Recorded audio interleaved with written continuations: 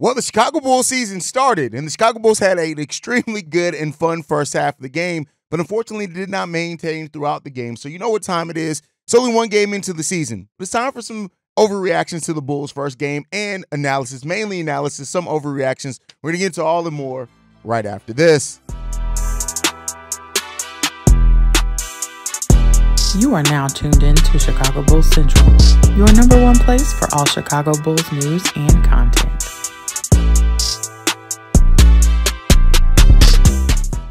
What's going on, Bulls fans? Welcome to another episode of Chicago Bulls Central, your number one spot for everything Chicago Bulls related. I'm the host here, Haize, but more importantly, you guys can follow the channel at Bulls Central Pod on every social media platform we happen to be on. With that being said, let's go ahead and get into this content for today, y'all. And really, this starts off with this, right? I'm going to start off with a quote from Zach LaVine. He said this: "They came out and adjusted in the second half.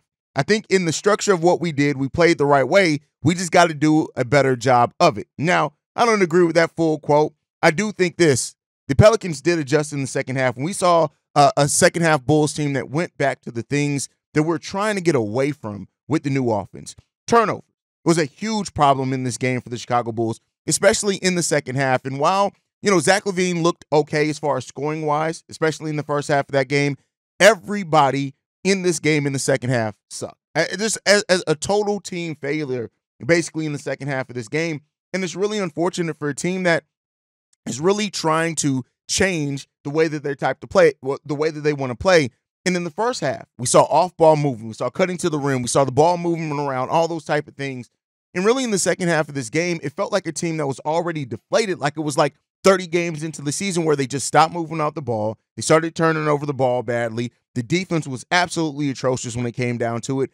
And so it just, unfortunately, the Bulls, they showed a little bit of what this team could do, but they also showed the problems, the glaring problems that could exist with this team as well. Now, the Bulls did play faster. When you look at it, they had 108 possessions last night in a loss. They averaged right at 96 possessions a game last season. So the Bulls are getting more possessions. And then especially when you look at the fact that the Bulls did not necessarily play the fastest in the second half of that game, it goes to show how this team can play. But you got to do it for a full game. You got to do it for all four quarters.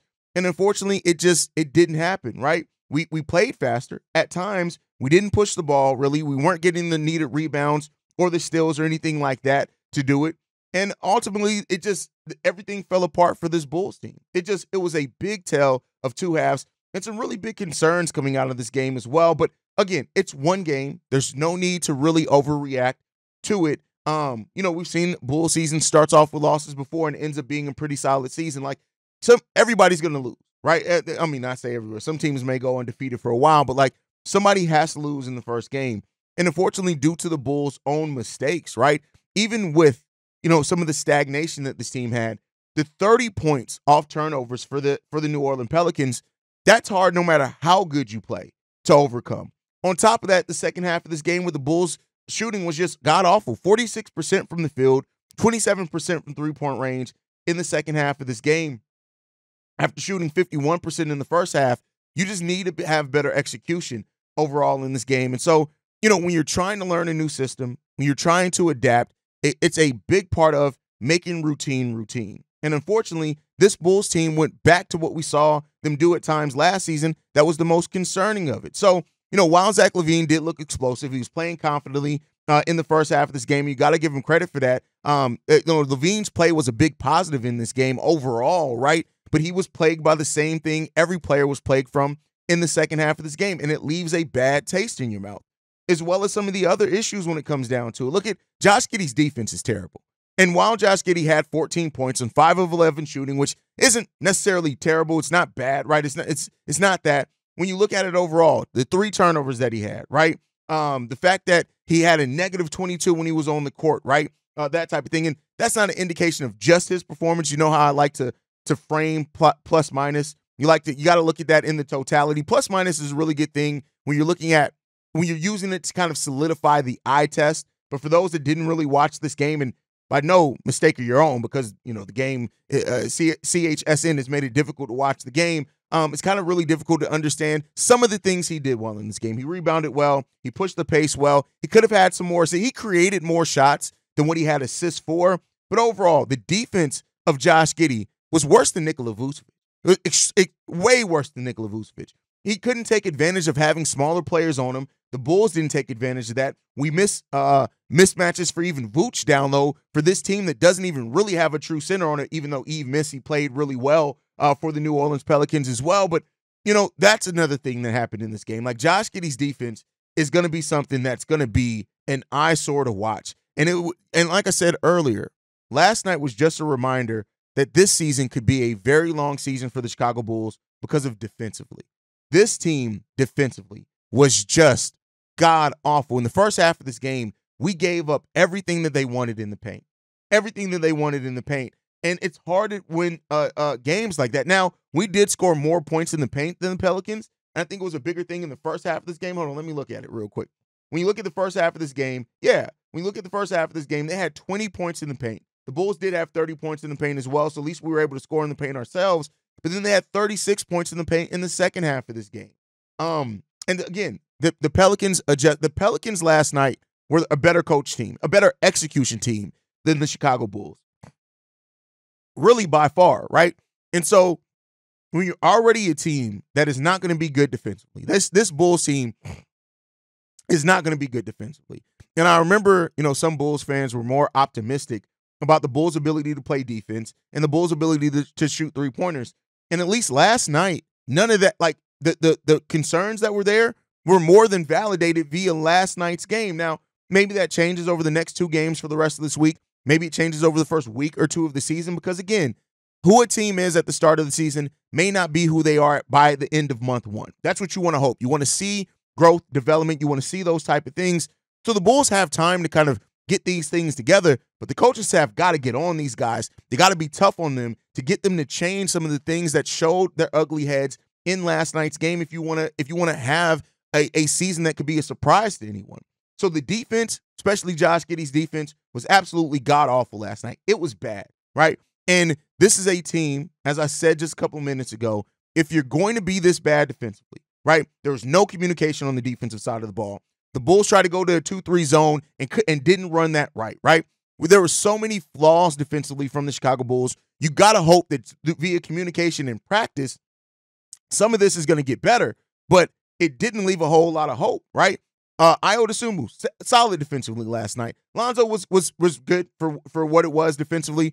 And, Patrick Williams had some good defensive rotations, but other than that, like, everybody made some defensive plays, specifically in the first half, some heads-up plays, things like that. But second half, it was barbecue chicken throughout the whole game, right? You got to be better and more sound to that. Other things, a bad shooting night for Coby White. I want to be clear.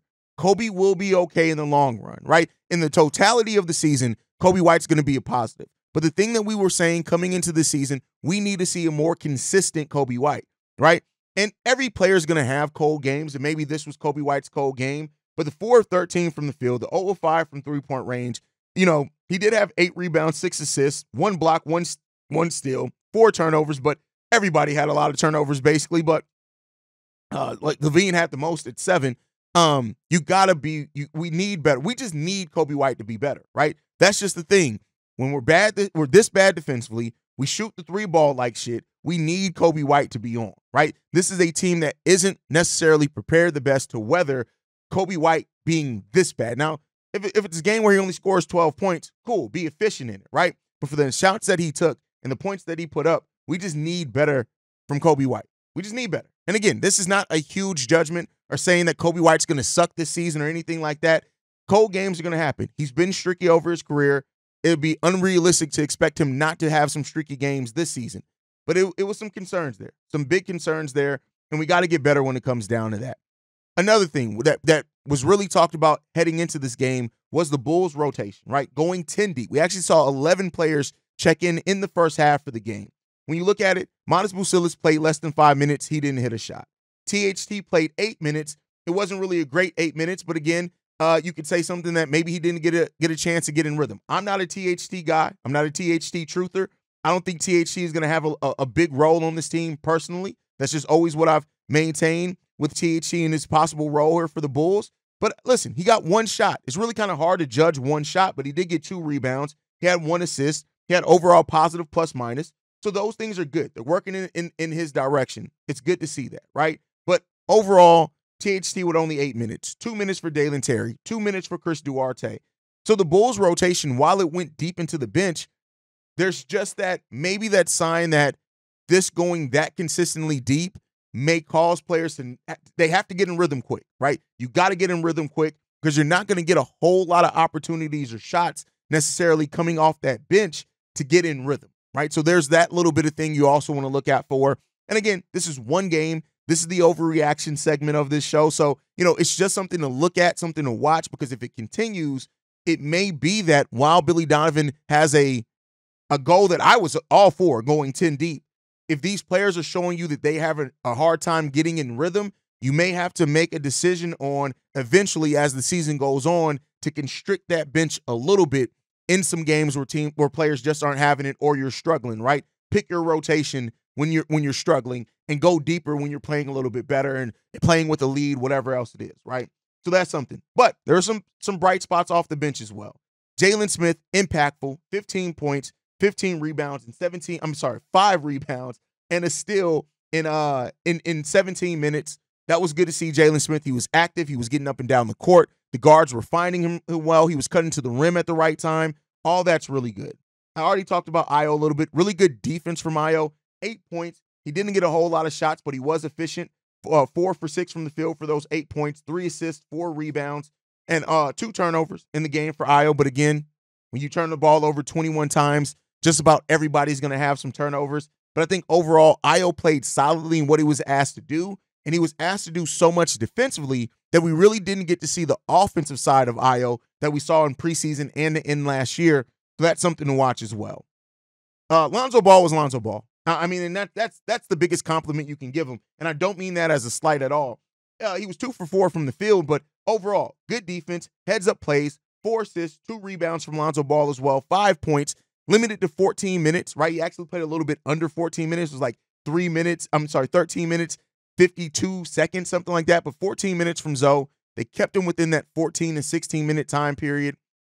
We did get to see when Giddey went down, he was in the game, things like that. So, that was what we expected. So there goes that. But Zoe was Zoe. I think that's a bright spot, that Zoe continues to be Lonzo Ball. The Lonzo Ball that we paid, the Lonzo Ball that we wanted to see, he continues to be that. Yes, it's restrictive, but he continues to be Lonzo Ball. Good thing there. New season, same P. Will story, I should say.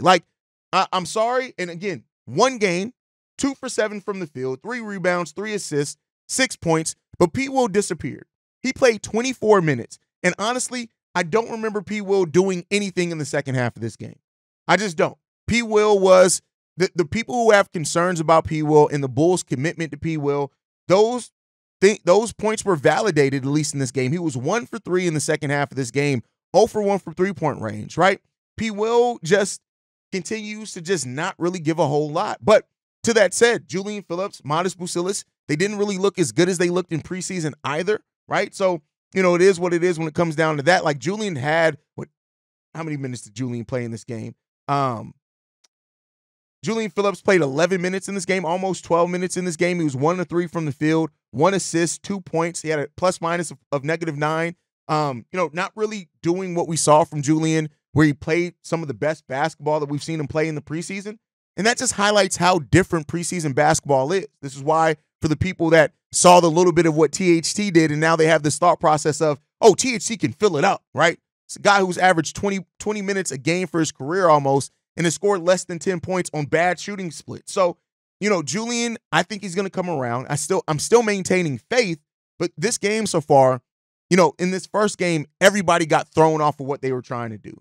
The team as a whole looked unprepared, unmotivated, and they didn't look confident in what they were trying to do out there. And that's going to definitely play a part into how you're watching the game be executed. So, overall, I think most of these things may work themselves out, but at least in this first game, it just gave a bad taste, especially for P. Will, a player that got paid, a player that actually played pretty aggressive in the last 2 preseason games he played in. But, overall, just the takeaways from this game overall, the Bulls defense is going to be a huge problem. And while I do think they're going to have some games of solid three-point shooting, we could very well see this team struggle from three. And so if you're going to struggle from three, you're going to struggle defensively, you have to be extremely efficient in everything else that you're going to do on the court. And the Bulls just weren't that last night. And so we saw them get out of their bag. They didn't even really discover their bag. And the Bulls, they got to work some things out. First half, some promising things. Second half, big concerns. And we'll see how that rounds out for the team. The next question that I want to have from this, though, is Billy Donovan, right? We came into the season, and Billy Donovan had the highest odds per betting sites of the coach to be fired, the first coach to be fired. Now, while I don't think that that's true, I don't think Billy Donovan's going to be fired per se. I do think that the Bulls looking this unprepared, the Bulls system and rotation not really using players to the best, it's, again, much like with P. Will, it's signs of the same concerns that we've seen with Billy Donovan and for Billy Donovan for the last 3 years, the last 4 years, right? So you really want this to start improving for this Bulls team, right? And Billy Donovan, eyes got to be on him this year, right? Not just him. And like I've said, and I told somebody in the chat the other day, right? Billy Donovan isn't going out there and saying, hey, turn the ball over on this possession. Those 21 turnovers, the lack of execution on that thing, because there were, even with the Bulls shooting the ball bad, 48% from the field, there were some good shots. He's not telling players to miss the shots, right? But overall, your team not being prepared, that's on coaching. You got to be prepared for this. The team going back to not moving without the ball, you got to coach that out of them. Billy Donovan has to do his best coaching job this year because the limitations that this Bulls team had, while we are a team that has talent, right? The limitations defensively, the limitations shooting-wise, those are things that could really doom your team. So you got to be efficient in what you do. You got to trust what you're doing in the other areas. And if you're not, you're going to get games like this against the Pelicans that are ugly, disgusting, and damn right look ugly, right? You got to be better than that. And so let's hope that the Bulls can get better. But I will say this, Billy Donovan deserves some of the criticism as well. Not just the players, not just Zach LaVine, not just Josh Giddey. Billy Donovan deserves some of this criticism as well because this team looking this unprepared on night one, whereas the other team looked extremely prepared, and the execution, right? The execution, I'll put more on the players. But we're in a situation now where we're seeing, hey, your coaching staff, they failed you last night. Your players, they failed you in the execution last night. There were a lot of things last night that have been concerns for the Bulls team. And for me personally, when it's the same concerns that we've had for years, you get less of an excuse for that, right? If it was new concerns, like one thing that we did well, Vooch stayed his big ass in the paint last night. Only 2 3-pointers for Vooch last night. And you see how efficient he is when he stays in the paint and has more room to work? Cool. We already know Vooch is going to be barbecue chicken defensively. The whole team was barbecue chicken defensively. But so there are some things that are pointing in maybe a better direction, but there are also some big concerns there. And we just got to hope that they're going to work themselves out as we go forth into the season. But all right, with that said, I want to get into the mailbag some. The first voicemail, this one's from Jamal. What's up, Haize? It's your boy Jamal back again with another voicemail for you. 3 minutes, so let's get into it. What time is it? Game time. Ooh, man. Game 1 of 82 is about to begin in a few minutes, and this is what we've been waiting for, Bulls fans. Now, I ain't gonna front. I don't expect us to win the championship this season, and that's okay because I have to be realistic. Would it be nice? Absolutely, but I have to be realistic. With that being said, I'm gonna watch almost every game I can. Why? Because I love the game. That's why we all here, isn't it? Because we love the game. Derrick Rose said it best in his commercial. If you take away the money, the car, the fame, the fortune, all of it, what would I have left? Everything. The game was everything. Mitch said it to Ace and Tatum 4. I love the game, man. The game is why I do it. But do niggas love me after the game? No, seriously, no. Like, even my uncle one time was chilling in the car with one of his homeboys. They doing what they do, when it's late night smoking and everything like that. As they sitting there at night, some dude gets to walking down the street. No basketball in hand, not a court in sight. As they peep at him, he just happens to walk down the street, and all of a sudden he does a tween, heavy step back, fade away jump shot. Again, don't got a ball, ain't no court in sight. My uncle's friend said, why he do that? My uncle said, that's the love of the game. Days before, I'm not going to count your pockets, but I'm sure before you made any type of money off of this YouTube and stuff and everything like that, got the deals or whatever it is you got. You did this because you love the team, but you love the game. You feel me? And that's what it's all about. Through the ups, through the downs, the wins, the losses, ties, whatever it is, we love this team. We love this game. So, game 1 of 82 for a lot of teams starts tonight. I can't wait to see what happens at the end of the season. And, you know, as always, see where it go Bulls. Let's get to it. Hey. Listen, all that excitement that you had, and I would have played this on yesterday's episode, but so, guys, just a heads up. If you're playing something that's topical, right, try to get it in early. I'll record this show at about 6 a.m. Chicago time. So if it's something topical for that day, like before that game, there's a big chance I'm not going to get to it if you leave it later. Jamal left this at like 2:30 Eastern time. So you just got to get it in a little bit early. But, you know, I felt your excitement coming into the game, and I still have excitement overall for the season. But this first game left a lot to be desired, and it left a sour taste in a lot of Bulls fans' mouths because, again, some of that same concern, some of that execution, some of even the new acquisitions just not looking right, not looking crisp, not using Modest Bucilis for only 5 minutes, right? Those type of things. It's some concerns there. So overall, I'm with you with your excitement. I'm still excited about the season, but there's some big concerns here, and we got to hope that that they start, you know, working this. And again, one game, overreactions. We'll see what comes about it. All right, let's get into this next voicemail. This one's from Los. CEO Haize, what is up? This is Los in Louisiana.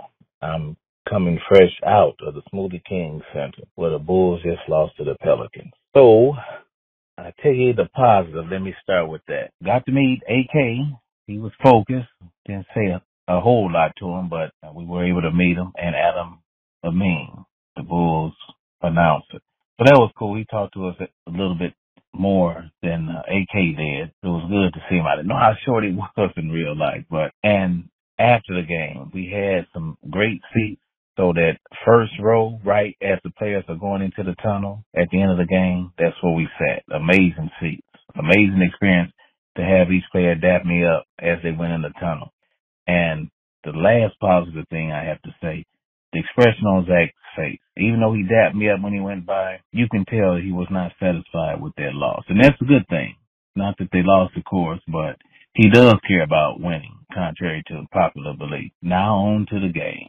Brother Haize, their defense is atrocious. The Bulls' defense is atrocious. What I saw, this high-power offense or run offense, it lasted, the first quarter? And I got to give it to Vooch. He kept up with them for the first quarter.